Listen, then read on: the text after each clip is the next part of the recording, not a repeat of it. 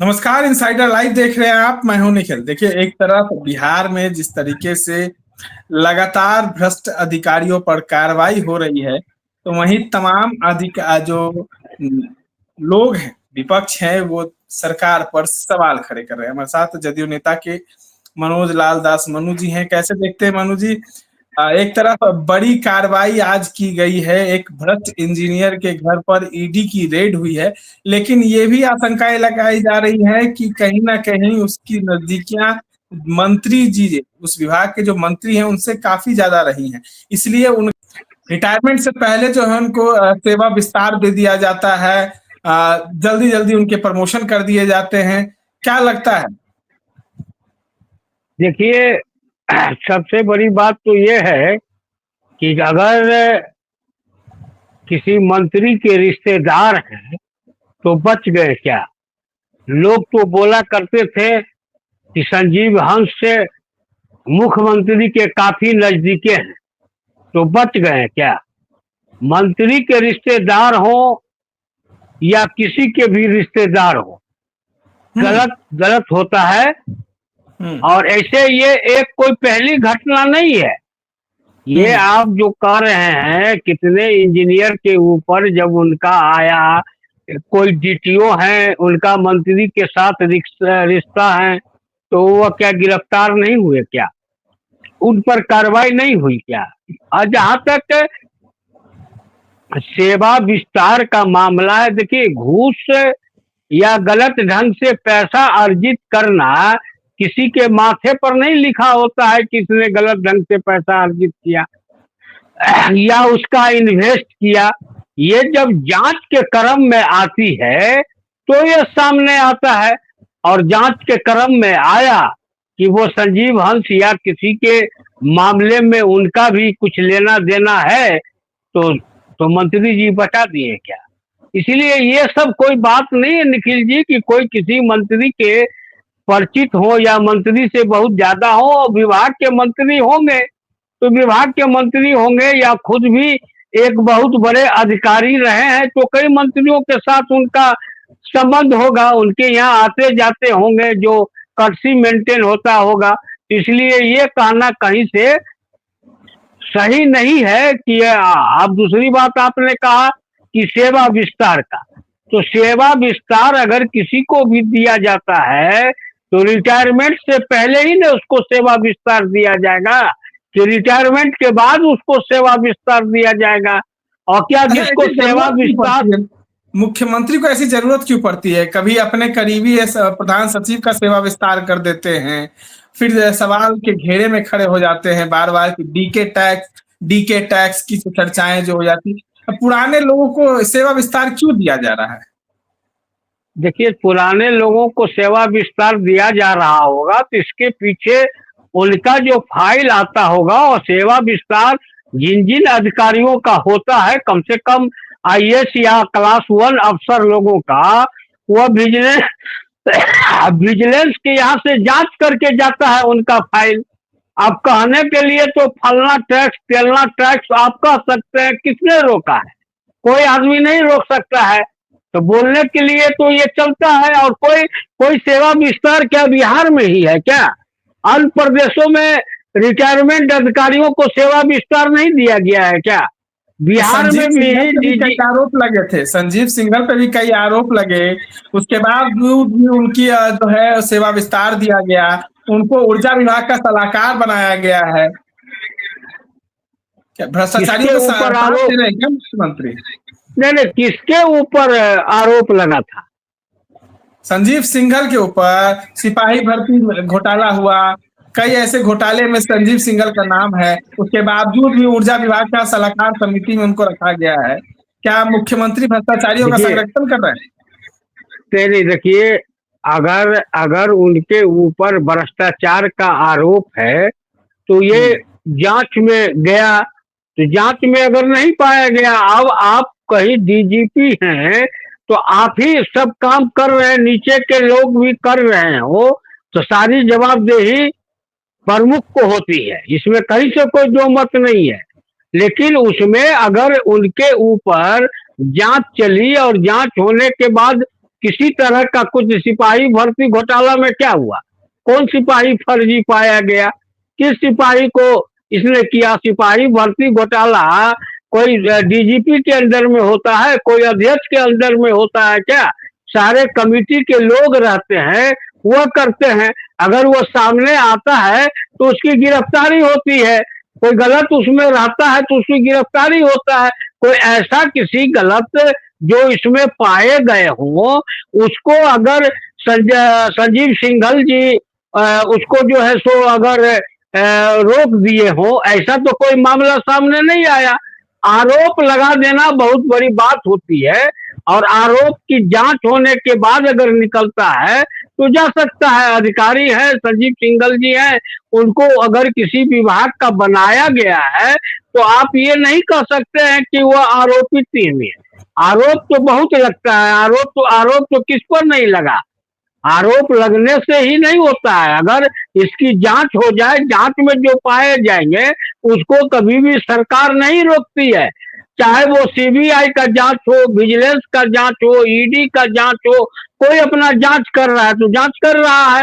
जांच के बाद जो पाए जाते हैं उस पर होता है। कहीं थोड़े मुख्यमंत्री जी किसी को बचा दिए क्या? आज तो 8-8 अफसर के यहाँ पर जांच चल रहा है, तो किसी को रोकवा दिए क्या? तो ये सब चीज एक ये है। और संजीव सिंघल हो या कोई हो, अगर गलत करेंगे, जांच में सामने आएंगे तो उनको जेल जाना ही पड़ेगा। ये नीतीश कुमार जी का भी इकबाल है। ये डीजीपी नीतीश कुमार की बिहार हालत के पे तो थे सवाल कि जो खड़े हो जेल गए। गए हैं। नीतीश कुमार की हालत पे तो सवाल खड़े होते हैं। कहा जा रहा है कि बीजेपी जो है तमाम नीतीश कुमार को कठपुतली की तरह चला रही है। कई लोग जो है उनके पीछे जो है वो उनको कठपुतली बनाए हुए हैं। नीतीश कुमार की तो स्थिति ठीक देखिए नहीं है। देखिए, कहने के लिए तो हमने कहा कि कोई आदमी कुछ कह सकता है, कहने का कुछ थोड़े है क्या? और कहने के लिए जब जो आदमी सत्ता के शीर्ष पर रहता है, उस व्यक्ति के खिलाफ तरह तरह की बातें आती है। अब उनका क्या है कि क्या है, नहीं है, ये है। अगर नहीं है तो वो कैबिनेट की मीटिंग कैसे कर लेते हैं? अगर कैबिनेट की मीटिंग, अगर उनकी स्थिति ठीक नहीं रहती तो कैबिनेट में कोई दूसरा लोग कुछ भी पास पास करा सकता है। इसीलिए बोलने वाले पर कहाँ कुछ जा रहा है। बोलने के लिए वो बोल रहे हैं। अब वैसा ही विधानसभा में भी वो तैनात रहते हैं, सारी बातों का जवाब देते हैं। ऐसा थोड़े है कि वो नहीं तो जवाब दे रहे विधानसभा हैं, में तो भड़क छुट्टी जाते हैं पर चले मधु गए जी। हैं। विधानसभा में नहीं तो नहीं, भड़क जा भारत रहे हैं। से भड़क जाते हैं तो सीनियर है, मुख्यमंत्री हैं, सदन के नेता हैं। अगर उन्होंने भड़कना उसको नहीं कहा जाता, उसको क्या भड़का जाएगा? सवाल अगर तो कोई खड़े हो रहे व्यक्ति थे भी कि राबड़ी देवी को नहीं नहीं तू तड़ाक करने लगे। पूर्व मुख्यमंत्री है राबड़ी देवी। महिलाओं का नहीं, सम्मान राबड़ी की बात देवी, करते हैं नीतीश देखिए कुमार। महिलाओं का सम्मान जितना नीतीश कुमार ने अपने कार्यकाल में किया है, उतना तो लालू राबड़ी के कार्यकाल में कभी हुआ भी नहीं होगा। और कैसे महिलाओं का सम्मान लालू राबड़ी के राज में हुआ करता था, इसकी गाथाएं सभी जा रही है। एक आदमी, एक महिला किसी ने भी बोला है या किसी के बारे में किसी भी समाचार पत्र में निकला है कि मुख्यमंत्री जी ने ऐसे किया, वो किया, ऐसे किया? और लालू जी के टाइम में जो केंद्र में मंत्री महिला बनती थी, उनके बारे में उस समय के समाचार पत्रों में, पत्रिकाओं में क्या निकलता था? तो महिलाओं के सम्मान करने का हमको किसी दूसरे व्यक्ति से, नीतीश कुमार को कोई कोई सर्टिफिकेट लेने की जरूरत नहीं है। आप वो अपने तमाम सदस्यों को, चाहे वो विपक्ष के हो या सत्ता पक्ष के हो, उनको अपना समझते हैं। और इस नाते जब आदमी अपना समझता है तो बोल देता है, इसमें कहाँ से जा रहा है? अब जब जब मुख्यमंत्री जी जब बोल रहे हैं तो उसमें राबड़ी देवी को बीच में बोलने का क्या जरूरत है? राबड़ी देवी को बीच में बोलने का क्या जरूरत है जब विधानसभा विपक्ष में है ना। या विधान परिषद में? नहीं, विपक्ष है तो विपक्ष अपनी बारे भूमिका में न निभाएगी ना। बोलेंगे। अरे भाई, वो अपनी बारे में न बोले हैं। मुख्यमंत्री जी कभी आपने देखा है कि विपक्ष के नेता बोल रहे हो और उठ के उसका जवाब दे रहे हैं क्या? विपक्ष के नेता का यही हैसियत होती है क्या? यही उनको विपक्ष के विधान परिषद के जो है नियम, उसमें ये लिखा हुआ है कि अगर मुख्यमंत्री जी अगर कुछ बोल रहे हो तो विपक्ष के नेता को अपने कुछ सदस्यों के साथ टीका टिप्पणी करनी की चाहिए क्या? इस चीज को तो अखबार नहीं लिखेगा, मीडिया नहीं लिखेगा, लेकिन मुख्यमंत्री ने कहा कि तू बैठ जा, तो इसको बहुत बड़ा बात हो गया। मगही में तू किसको कहा जाता है? अपने से बड़े को भी आप जाइएगा तो तू कहा जाता है। अपनी भाषा में उन्होंने बात किया, इस पर इतना बतरन क्या। लेकिन राबड़ी ने भी बीच में टपक जाती थी, इस पर तो कोई आदमी नहीं बोला। चलिए, आज जो है बजट सत्र का अंतिम दिन था। सवाल खड़े हो रहे हैं कि बजट सत्र के दौरान सबसे बड़ा मुद्दा रहा आरक्षण का। नीतीश कुमार जब आरजेडी के साथ थे तो आरक्षण की बात कर रहे थे, अब एनडीए के साथ चल गए हैं तो आरक्षण भूल गए हैं। इसलिए उनको याद दिलाने के लिए विपक्ष के तमाम जो नेता है वो सदन में एक हरा टी शर्ट पहनकर उस पर आरक्षण की मांग कर रहे थे। तो क्या रुख रहेगा जदयू का? देखिए, बिहार विधानसभा का चुनाव भी है। देखिए, आरक्षण के बारे में राजद का आरक्षण क्या था, जब लालू राबड़ी की सरकार थी तो क्या आरक्षण था, ये बिहार की जनता जानती है। और आरक्षण के प्रति मुख्यमंत्री जी कितने संवेदनशील हैं, इस बात की हम नहीं कह सकते हैं कि राजद ने हरा टोपी या हरा टी शर्ट पहनकर चले गए तो वो बहुत बड़े आरक्षण के हिमायती हो गए, ऐसी बात नहीं है। और आरक्षण जो जातीय जनगणना के आधार पर उसको लागू मुख्यमंत्री जी ने किया, वो अभी कोर्ट में मामला है। तो कोर्ट का मामला जब क्लियर होगा तो उसी समय ना उसको होगा। वही बीपीएससी वाला हाल हो गया कि बीपीएससी का मामला कोर्ट में है, कोर्ट ने कोई फैसला ही नहीं दिया है, तो यहाँ पर तरह तरह की बातें आ जा रही है। तो इसीलिए ये आरक्षण के मामले में सर्टिफिकेट लेने को लालू राबड़ी से वर्तमान सरकार को कोई जरूरत नहीं है। वो हरा शर्ट पहनकर निकले या बिना शर्ट के निकले, जिनको भी आरक्षण आज मिल रहा है मजबूती के साथ मिल रहा है। बाकी कोर्ट के अंदर भी आरक्षण पर सरकार की ओर से लड़ाई चल रही है। जिस दिन कोर्ट का फैसला होगा उस दिन ना इस पर कोई निर्णय लेंगे। अभी क्या निर्णय ले सकते हैं? ये पागल है, पागलों की जमात है, जिसको चुनाव जब आता है तो आरक्षण नजर आ जाता है, चुनाव समाप्त हो गया तो आरक्षण इनका समाप्त हो गया। चुनाव जब आता है तो इनको मुस्लिम याद आ जाते हैं, और जब चुनाव समाप्त हो जाता है तो मुस्लिम को लात मार देते हैं। तो ये सब इन लोगों का है। मुस्लिम वोट बैंक है आप लोग के पास, क्योंकि कई मुस्लिम संगठन ने तो नीतीश कुमार का विरोध कर दिया। तो क्या हो गया? हम तो चुनौती देते हैं, सारे पत्रकारों को चुनौती देते हैं कि मुख्यमंत्री के यहाँ जो जनता दरबार, जो इफ्तार पार्टी हुआ, वहां पर जो मुस्लिम लोग उपस्थित हुए, और राजद के, देखिए राजद तो मुस्लिम को ठगने का काम ने किया है।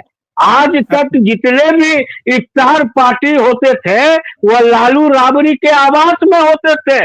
उसने मुस्लिम को अछूत समझ लिया, इस बार अपने आवास में इफ्तार पार्टी नहीं दिए।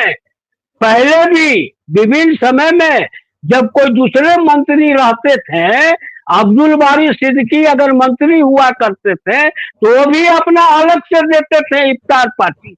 और इस बार लालू राबड़ी अपने आवास में क्यों नहीं इफ्तार पार्टी दिए? क्यों नहीं मुस्लिम समुदाय को वहां पर बुलाए? नीतीश कुमार तो सरकार में है, हर साल मुख्यमंत्री आवास में देते हैं, बाकी मंत्री अपने अपने यहाँ देते हैं, आज पार्टी ने भी दिया है। तो आप उसकी तुलना देख लीजिए कि कितने, सबसे अधिक मुस्लिम किनके इफ्तार पार्टी में जुटे हैं।